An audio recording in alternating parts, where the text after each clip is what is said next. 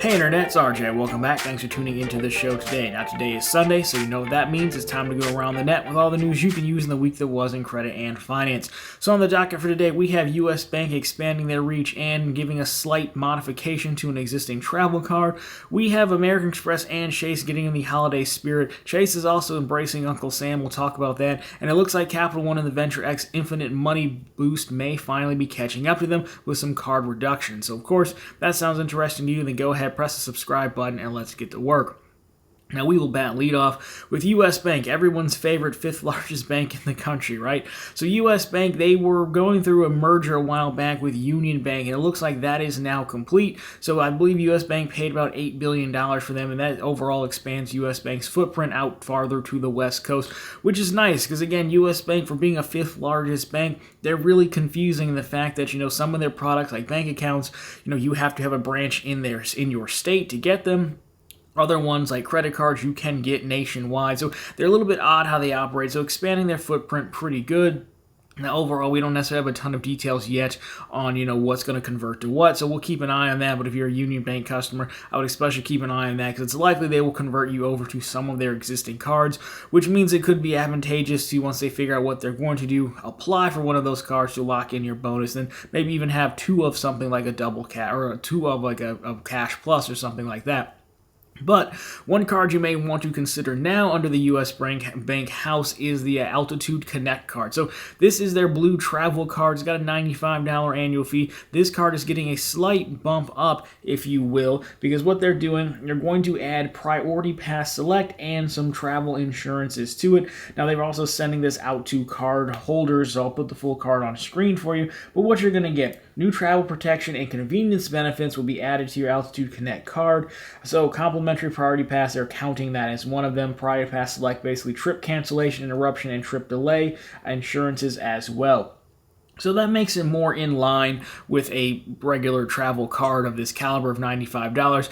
The Connect card is one of those cards that on paper I really want to like. I feel like it's very similar to how I feel about the City Premier. The City Premier and the Altitude Connect, multiplier-wise, are better than the Sapphire Preferred, in my opinion, because the Sapphire Preferred pushes you through the portal to get these high multipliers, as where these don't. However, both cards, Premier and Connect, end up being limited by the fact that, in this case, US Bank simply won't, combine their cards, have them all earn altitude points and things like that. So for me, yeah, sure, it should probably have Priority Pass, but so many people have Priority Pass anyways. Probably not that big of a deal, but again, I think the Connect card is decent in year number one because they got like a $500 bonus on it. So there's that for you card holders out there. Now, with that, we give and unfortunately we take, because that brings us to Capital One. Now, Capital One and the Venture X, they've been on a tear for the last year and a half, 2 years, and we talk about them almost at least minimum once a month, almost more so than Chase and American Express, to be honest with you, because they're always adding things, and every time I say, well, you know what, I'm not mad about it because they added it and the fee didn't go up. Well, this time they're taking something away, and we're talking about Priority Pass again. So Priority Pass is staying. However, Priority Pass has options for additional benefits. So we'll put this on screen for you if you're unfamiliar, but you can go to certain restaurants or bars and airports and get, I think, $28 a person up to 2 or 3 people. They have shopping benefits and those Be Relaxed spas as well, where those are all being dropped from the Venture X Priority Pass membership. That is going to be effective at the start of next year, so about 2 to 3 weeks away. Now, overall, it's who's to say, really, right? On one hand, this could definitely be, hey, they spent too much money and they need to cut something. This could be something that no one really uses. If I had to guess, I would say the people who know and use this benefit fairly hardcore. It's not unlikely that people who get this card and, watch, shows like this, and even more the travel-focused shows, know that, hey, first I'm going to go hit the restaurant, get my $28 worth with me and a player 1, and player 2, 3, whatever it may be, and then go to the lounge with Priority Pass and all that gets build back to Venture X as part of their deal. So, they could be looking for cuts. Overall, I don't think this is the biggest cut in the world. I mean, these lounges, these restaurants and spas aren't everywhere, but, the ones that it does affect will likely affect and hurt them. But overall, you can still get solid value from the Venture X even without this. I believe this just leaves Chase now with their the best priority pass option, honestly. So ball's kind of in their court. We'll see what they do. My bet is they keep it because it can now be somewhat of a differentiator, which they actually need, in my opinion, because, again, priority pass is going to get you into Sapphire lounges as well. So I've often made the argument that it actually, if you want to get access to Chase's Sapphire lounges that they're building, it actually makes more sense to get the Venture X for lounges alone. Now this could potentially, for those who care, push it back in Chase's favor ever so slightly. So I will have to see about that. Now, with that, we are talking about Chase and American Express again. This time around, we have an American Express update to one of their cards, more coupons, or if you will. But don't worry, it's not that bad. It's just a coupon adjustment. So for the Blue Cash Everyday and the Blue Cash Preferred, two of their better cards, they're adjusting the Disney bundle credit because Disney is actually adjusting their prices. So the spend requirement is basically being lowered to $12.99. It currently sits at $13.99. Now, that's because there's new price tiers. So $9.99 is your base price tier for a bundle, $12.99 is your middle of the road, and $19.99 is your top tier. Now, this is going to start, or has already started on December 8th. So, again, not too much of an adjustment. They're really just keeping it back in line with what they already have. So, again, if either way, it probably shouldn't affect you that much. But I guess it does slightly affect you on the top end. But if you're buying the middle of the road one just to max out the credit, then I think you're fine there. Don't know much about the services, so just let us know down below which one is your favorite or if it's actually worth it, in your opinion, again, if you have the credit. So, with that, we now have more American Express. This time they're in the giving mood. So, American Express has been mailing out gift cards of $100 to certain platinum card holders. Now, we don't really seem to know why. When it's like an Amex giving thing, it's not uncommon for them to do promotionals, give back, things like that to card holders, but we don't know how they're targeting folks. If they're targeting, by spend or by longevity, length of relationship, what have you. Truth be told, this is probably just Amex clearing out their closet of all the gift cards they've clawed back from members, and they're like, oh no, we got to do some winter cleaning before we go start into the new year. That's my guess. They just got to get rid of these gift cards they've taken from people. But no, I think they're actually the American Express gift cards. You can buy gift cards from them.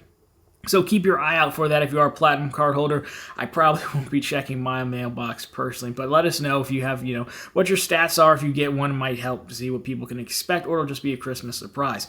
And not to be one-upped, the House of Diamond is in a giving mood as well, because Chase is seemingly mailing out, some swag to Ink card holders who've been card holders for about 10 years. Now, again, not much information on this. Some folks wrote into the Good Doctor to share this with us, so we are just blatantly taking it from there. But you can see the little care package that they got.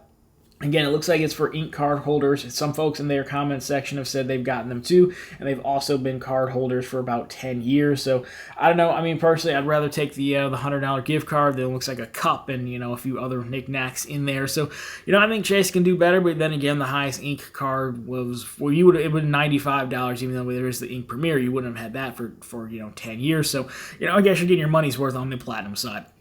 So anyways, continuing on with Chase for our last story. This is not so much like a groundbreaking story. It's more so for conversation's sake that I found interesting. So if you peruse Chase's site, they actually have a page dedicated to paying your credit card, paying your taxes with a credit card, which again is not earth-shattering because we all know you can do that. And how it generally works is with federal taxes, at least, the government has 3 different processors. The cheapest one is 1.97%, 98%.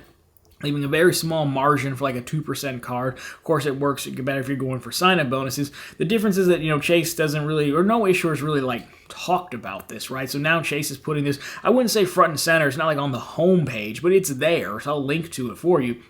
And I find this very interesting. You can see this young lady very happy. Now, it's funny because if you go through it, they do note, the downside is that, the processing fee does basically wipe out most credit card benefits, because again, you need to get at least 2% to make it worth it if you're not going after a bonus. And of course, Chase doesn't have a flat 2% card. Now, of course, if you know what to do with your ultimate reward points, then the 1.5 on the Freedom Unlimited or the Ink Unlimited card, that could work potentially if you know what you're doing. But again, it is interesting. So, I think this is one of 2 things potentially. I think Chase is bringing awareness to it because they've never really shied away from people using their card and making money on swipe fees.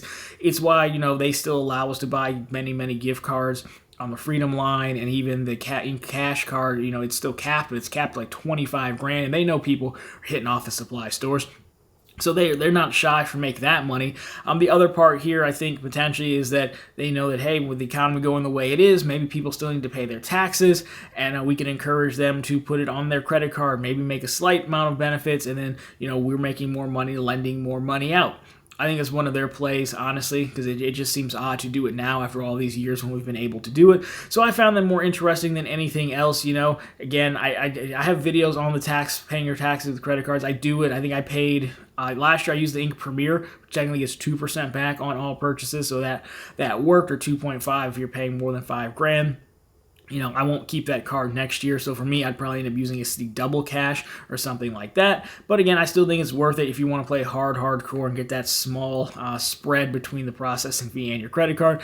Just not really on a Chase card unless you're going after a sign-up bonus. Then it could work out. Or those, like the Marriott cards, for example, where you just spend so much money and you get a free night, just as long as you know what you're valuing that night at versus what you pay in processing fees, could potentially work. So that's interesting. We'll see if more issuers follow suit. I would imagine not. I think this would give American Express a heart attack, honestly, but good for Chase, being aggressive. So anyways, that is the news for this week. So if you liked it, guys, drop me a thumbs up down below. Of course, if you found it particularly interesting, consider subscribing to the channel. So we're posting content just like this every week and always back here every Sunday with all the news you can use in the week that was in credit and finance. Again, question for you guys is, let me know if you were lucky enough to get a gift from American Express or Chase and what it was. What do you think about Venture X? Finally, that spend catching up to them. And of course, what else did you see going on in the news this past week? Love to get your thoughts on that down below. But anyways, guys, that's going to do it for this one. As always, thank you so much for watching. I'll talk to you very soon next week.